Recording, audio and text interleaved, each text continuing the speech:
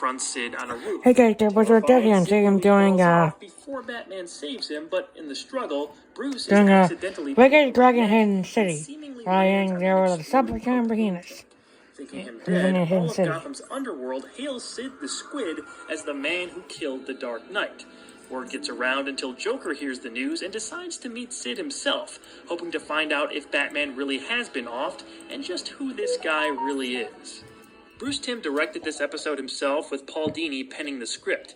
Basically, anytime those two were directly involved in the same episode, it made for something special.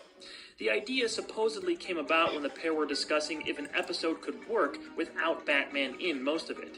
The answer was obviously yes. This isn't the first or last time Batman had minimal involvement in an installment of the show, but I will say this is a more direct example of that idea, since the whole story revolves around Batman being taken out early. Sid the Squid wasn't an established character, although he does share a few defining characteristics with some of the more meek side players in the series, like G. Carl Francis from another Dini Timm collaboration, The Laughing Fish. It's a bit of a risk to put a whole narrative on the back of an unknown character and follow his little interactions with the personalities we do know, but that's also why it works.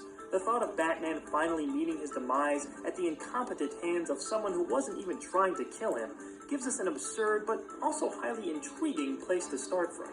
I love how Sid is treated like a hero for killing the bane of Gotham's criminal's existence. How he finally gets recognition for something in his life sort of makes you happy for him. If this was a bigger, more serious angle where Batman really was at least gone for a long while, the feelings would be different. But since we know this is just a single episode in the show, it's not a question if Batman comes back. It's how and when. Thus, we don't feel as bad seeing Sid lauded by those he always sought validation from. If he was a slimier character and less of an underdog, it wouldn't have landed as well. He's such an almost innocent bystander in the crowd he runs around with, you just find yourself rooting for him a bit. When the Joker is brought into the story,